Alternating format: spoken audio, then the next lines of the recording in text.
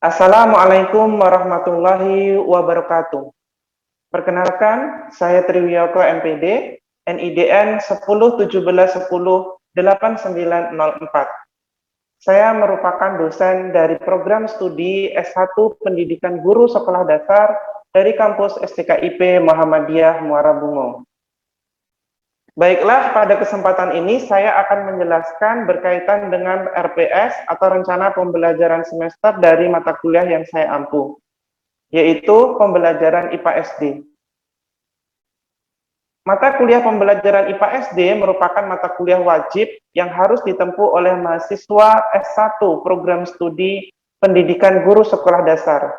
Adapun nama mata kuliahnya adalah pembelajaran IPA SD dengan kode mata kuliah 17 PGD 103 dengan rumpun mata kuliah yaitu IPA dan bobot SKS-nya sebesar 3 SKS dan ditempuh oleh mahasiswa di semester 2. Adapun deskripsi dari mata kuliah pembelajaran IPA SD ini yaitu mengkaji tentang konsep-konsep IPA yang meliputi beberapa bidang kajian, di antaranya tentang klasifikasi makhluk hidup, adaptasi dan evolusi, reproduksi makhluk hidup, penggolongan darah manusia dan sistem gerak manusia, gelombang cahaya, gelombang bunyi, listrik dan magnet, serta makanan dan limbah. Diharapkan mahasiswa melalui kajian materi-materi kuliah ini mampu memahami konsep-konsep IPA, mengembangkan sikap dan keterampilan ilmiah tentang pembelajaran IPA di SD. Berikutnya, capaian pembelajaran dari mata kuliah IPA SD. 1. Mahasiswa mampu menjelaskan klasifikasi makhluk hidup. Jadi, makhluk hidup itu diklasifikasikan berdasarkan apa, tujuannya apa, kemudian terbagi menjadi berapa kingdom. Seperti itu ya. Kemudian berikutnya adalah mahasiswa mampu menjelaskan adaptasi dan evolusi. Ya, ada adaptasi morfologi, ada adaptasi fisiologi, kemudian ada adaptasi tingkah laku. Kemudian berikutnya ada teori evolusi. Ya, ada evolusi menurut Charles Darwin, kemudian ada evolusi menurut Lamarck. Apa perbedaan antara kedua teori tersebut? Kemudian yang ketiga adalah mahasiswa mampu menjelaskan reproduksi pada manusia, kemudian pada hewan, dan juga pada tumbuhan. Dan yang keempat, yaitu mahasiswa mampu menjelaskan sistem penggolongan darah pada manusia. Mengapa manusia itu darahnya digolongkan menjadi golongan. Ada yang bergolongan darah A, kemudian ada yang golongan darah B, kemudian ada yang bergolongan darah AB, kemudian ada yang bergolongan darah O. Apa yang menyebabkan manusia digolongkan ke dalam 4 kelompok tersebut? Nah, di sini akan dipelajari oleh mahasiswa. Kemudian berikutnya adalah mahasiswa mampu menjelaskan tentang sistem gerak manusia.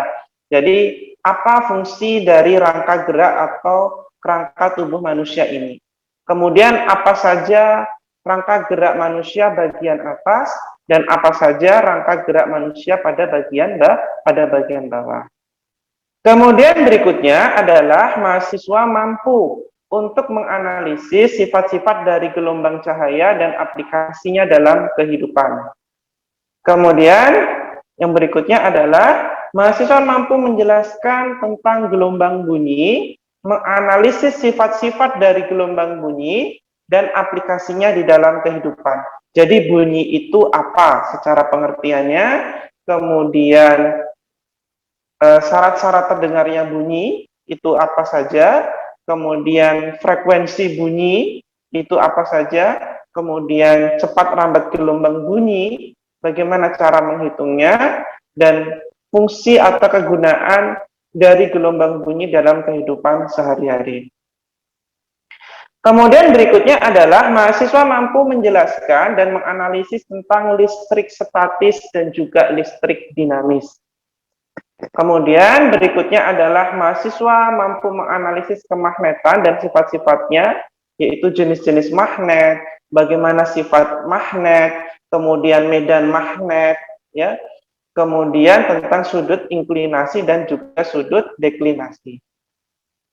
Berikutnya adalah mahasiswa mampu menjelaskan tentang makanan. Jadi nutrisi apa saja atau makanan apa saja yang dibutuhkan oleh tubuh. Mulai dari karbohidrat, protein, mineral, vitamin, ya, dan juga air. Nah, ini akan dipelajari oleh mahasiswa pada bagian makanan. Kemudian berikutnya adalah mahasiswa mampu menjelaskan tentang limbah. Ya, jenis-jenis limbah itu apa saja? Sumber limbahnya dari mana? Dan bagaimana cara mengatasi limbah tersebut. Nah, itulah beberapa capaian pembelajaran dari mata kuliah IPA di SD kurang lebih yang akan didapatkan oleh mahasiswa di semester yang kedua. Nah, dari materi perkuliahan pembelajaran IPA SD akan dibagi ke dalam 16 kali pertemuan. Ya, pertemuan 1 yaitu penjelasan tentang silabus, tentang RPS kepada mahasiswa, kemudian ada penjelasan kontrak perkuliahan, pembagian materi dan juga pembagian kelompok. Kemudian pertemuan kedua yaitu mulai masuk materi perkuliahan yaitu tentang klasifikasi makhluk hidup. Pertemuan ketiga tentang adaptasi dan evolusi. Pertemuan keempat dan kelima tentang reproduksi makhluk hidup. Pertemuan keenam yaitu penggolongan darah manusia. Pertemuan ketujuh yaitu tentang sistem gerak pada manusia. Kemudian pada pertemuan ke-8 yaitu ujian tengah semester. Pertemuan ke-9 ada gelombang bunyi.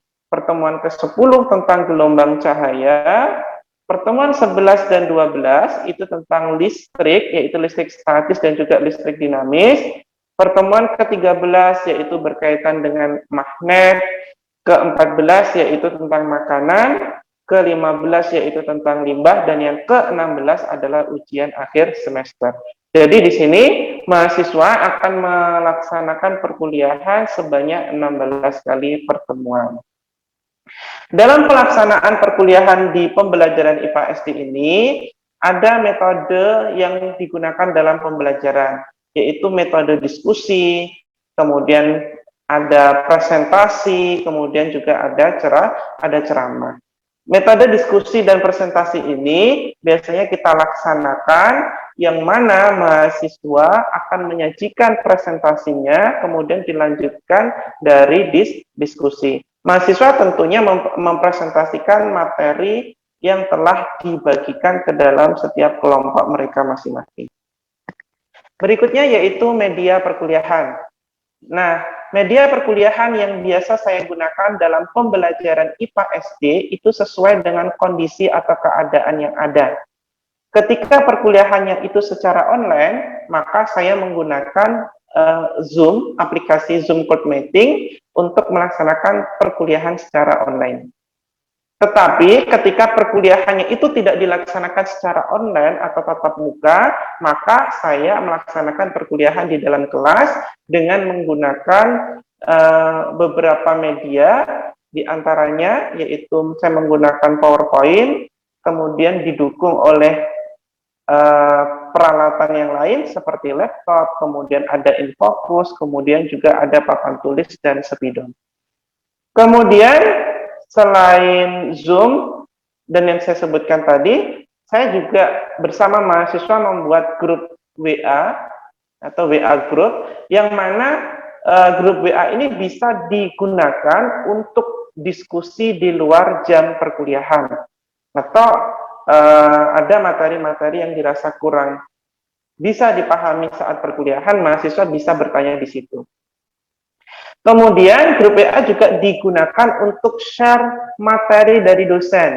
Jadi saya biasanya akan men-share materi sebelum 1 hari sebelum perkuliahan dilaksanakan. Biasanya saya share materinya. Tujuannya apa? Agar mahasiswa bisa mempelajari dari materi yang akan dilaksanakan dalam pembelajaran nantinya. Kemudian berikutnya, yaitu mahasiswa juga diperkenankan untuk men-share makalahnya dan PPT-nya.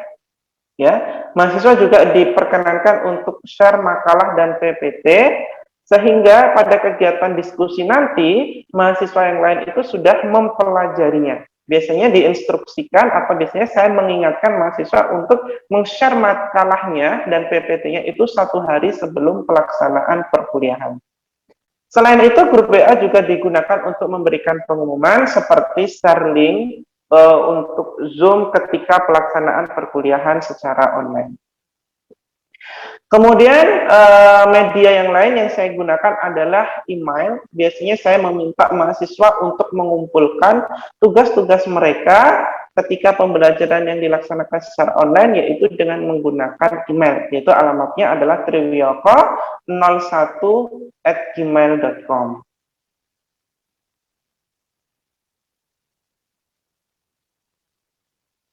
Berikutnya adalah evaluasi dari perkuliahan. Setelah proses perkuliahan itu dilaksanakan, maka saya memberikan evaluasi kepada mahasiswa.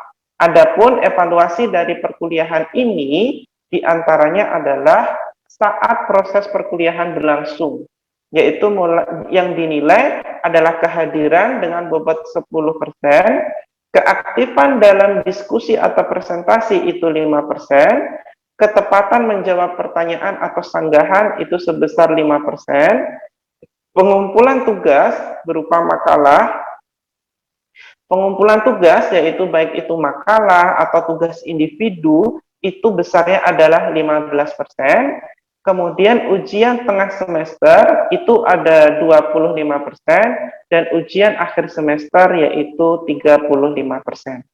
Nah, jika ditotalkan, nanti besarnya adalah 100%.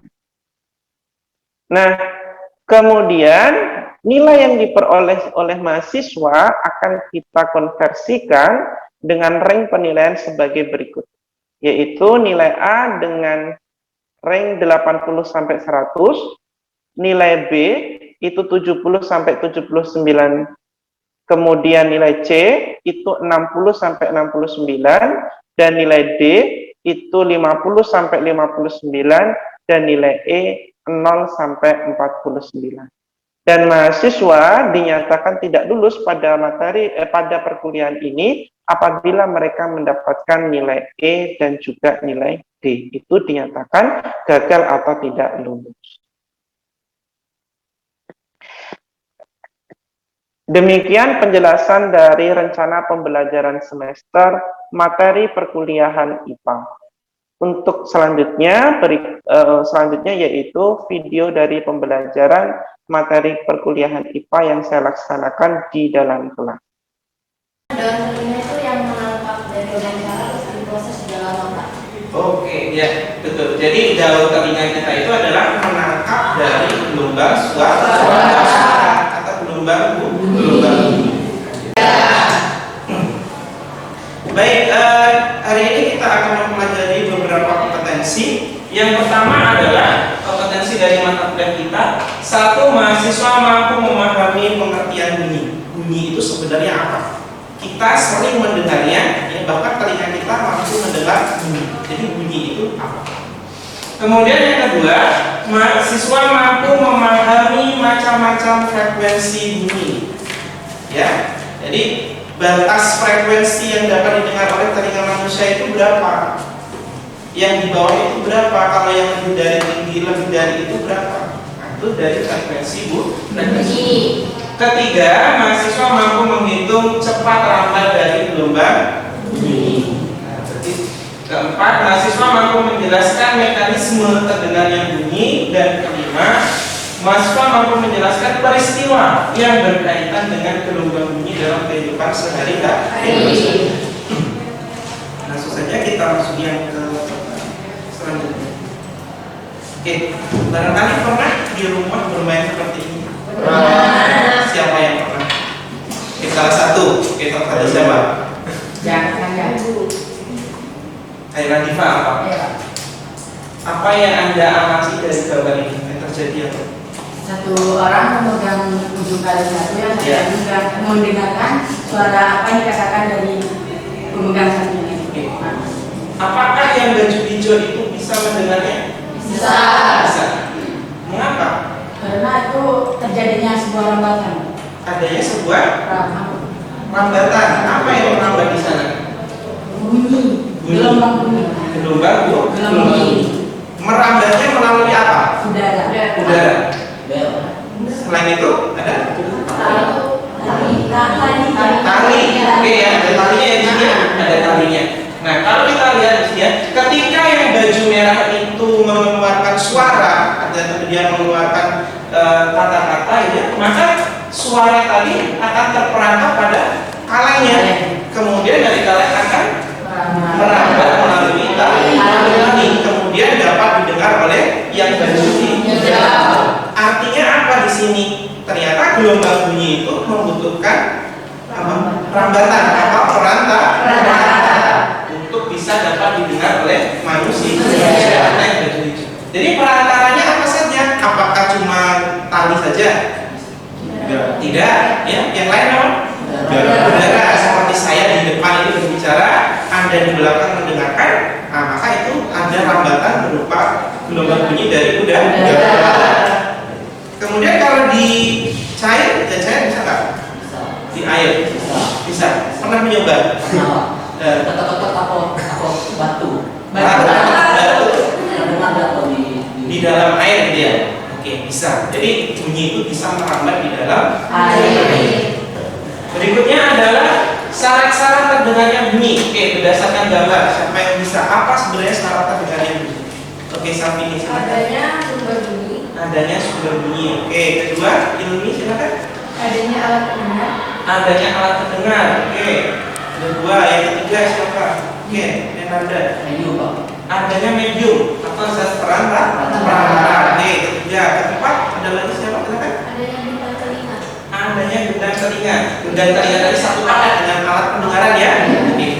Jadi tidak cuma gendangnya, ada daunnya ya, ada daunnya, ada gendangnya, kemudian ada tulang apa ini masih ingat di semester 1? Tulang sambudi, tulang landasan, kemudian tulang martil, kemudian baru masuk ke rumah siput diteruskan ke dalam kepala manusia. Oke, saat berikutnya apa? Yang terakhir, adanya gerakan frekuensi, adanya frekuensi tertentu.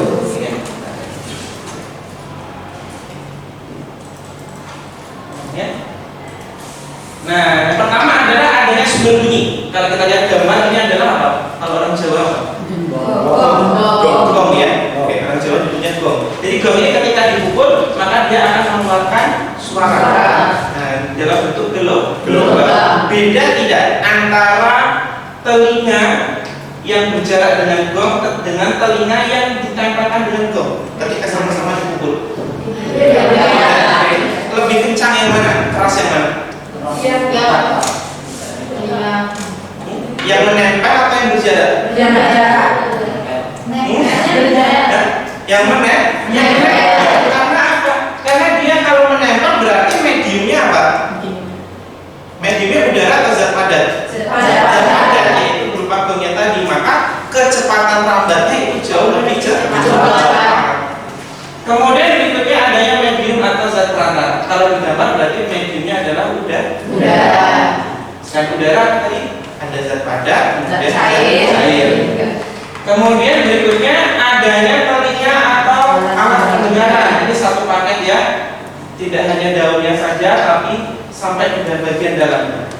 Makanya kalau orang yang punya kelainan pendengaran, kalau masih bisa diobati atau digunakan alat bantu, maka dia dipasang alat bantu. Kemudian mempunyai frekuensi tertentu, yaitu 20 Hz sampai 20.000 Hz. 12 sampai 20.000 Hz.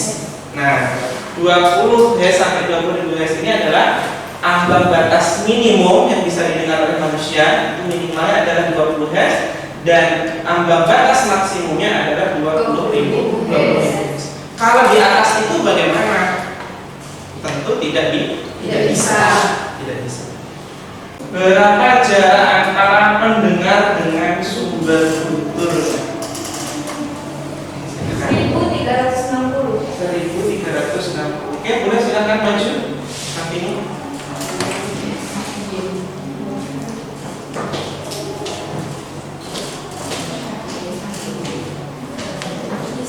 Ya, yang kita tahunya apa?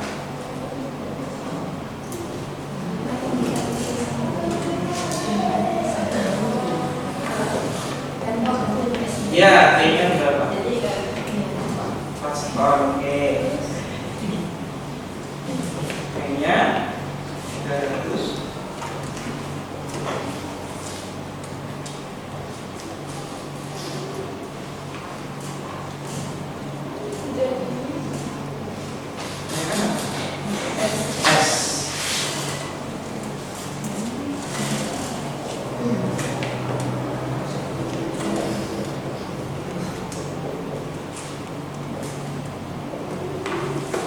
Yang ditanyakan S. S-nya.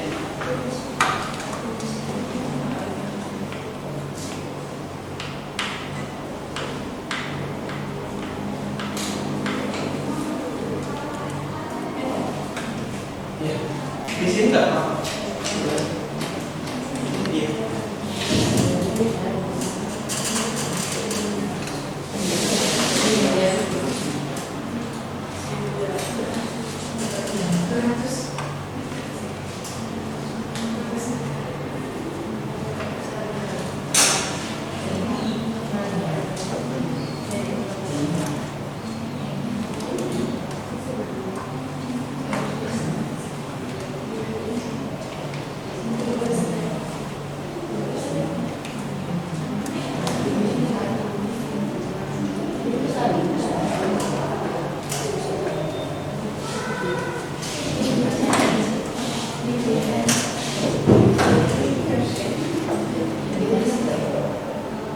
Sama hasilnya?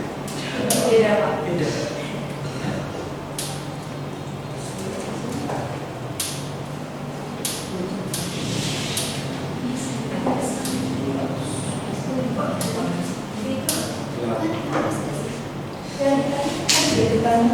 Yang ditanyakan apa dengan berapa laju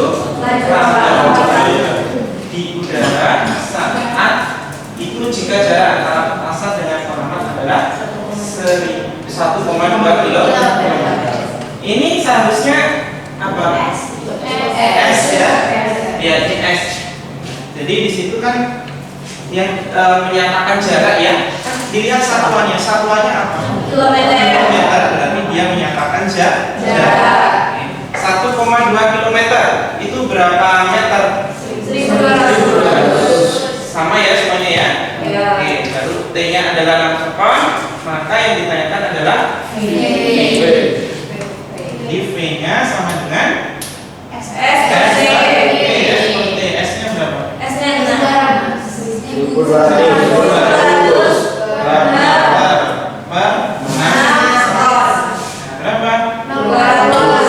200 meter per sekon. Besarnya adalah 200 meter. Tadi sudah dengar cara mengkonversinya, ini cuma penempatan ininya salah, ya. Sehingga operasionalnya hitungannya juga sama. Ada yang bisa? Gelombang bunyi tergolong gelombang titik. Oke, ilmunya apa? Oke, gelombang longitudinal. Ya, gelombang bunyi termasuk ke dalam gelombang longitudinal. Berikutnya kedua, ada yang bisa silakan. Oke, silakan. Gelombang bunyi dapat didengar oleh manusia bisa disebut dengan audiosonik. Oke, yang A ya, audiosonik. Ketiga, selain sapi ini ada. Oke, Renanda ada. Silakan. Bunyi akan terdengar keras jika yang mempengaruhi besar kecilnya bunyi atau keras kecilnya bunyi itu adalah Amplitudo. amplitudo. Berikutnya, bunyi merambat paling cepat melalui apa? Benar. Oke, yang menggunakan B tidak pada. benda padat. Bunyi merambat paling cepat melalui benda Padat. Oke, cukup. Sebelum diakhiri, barangkali ada yang bisa menyimpulkan perkuliahan kita hari ini. Silakan. Ya, ya. Apa kesimpulan perkuliahan kita hari ini? Baik. Ya. Nadifa, silakan. Kesimpulan kuliah kita pada hari ini yaitu tentang gelombang bunyi atau bunyi. Nah, di sini kita sudah mengetahui berapa jarak infrasonik, audiosonik, dan ultrasonik untuk pembagiannya, baik itu untuk hewan ataupun manusia. Nah, salah satu contohnya untuk manusia itu yang biasa kita sebut dengan audiosonik. Jarak Hz-nya itu 20 ya, frekuensinya dari 20 Hz sampai 20.000 Hz untuk manusia. Yang lain ada? Silakan. Oke, Ilmi silakan. Baik, hari ini kita belajar mengenai gelombang bunyi, di mana bunyi adalah timbul karena adanya sumber yang bergetar dengan getarannya yang merambat suatu gelombang. Di mana syarat terdengarnya bunyi itu ada 4. Yang pertama adanya bunyi, adanya alat pendengar, adanya medium, dan adanya getaran frekuensi tertentu. Nah, bunyi sendiri terbagi menjadi 3. Yang pertama yaitu ada infrasonik. Frekuensi bunyi ya. Sorry Pak. Ya, frekuensi bunyi terbagi menjadi 3. Yang pertama yaitu ada infrasonik yang bisa didengarkan di bawah 20 Hz, yaitu seperti hiu, gajah. Kemudian yang kedua ada audiosonik yang bisa didengarkan oleh manusia. Yang ketiga ada ultrasonik yang bisa didengarkan oleh kelelawar. Kemudian kuat bunyi itu dipengaruhi oleh beberapa faktor. Yang pertama yaitu ada amplitudo, ada jarak sumber bunyi, dan juga jenis mediumnya. Oke, ya, luar biasa. Terus untuk kita semua. Ya, benar ya. Jadi kesimpulan dari perkuliahan kita hari ini sebagaimana yang disampaikan oleh teman Anda. Yang pertama adalah bunyi adalah gelombang yang dihasilkan dari getaran yang merambat. Tadi jenis gelombangnya adalah gelombang apa? Longitudinal. Kemudian yang kedua adalah syarat terdengarnya bunyi. Ada yang pertama apa? Adanya sumber bunyi. Kemudian yang kedua adanya bentuk atau jarak perantara. Kemudian yang ketiga alat pendengar. Kemudian yang keempat adanya frekuensi bunyi. Dan frekuensi bunyi itu terbagi menjadi 3. Yang pertama apa?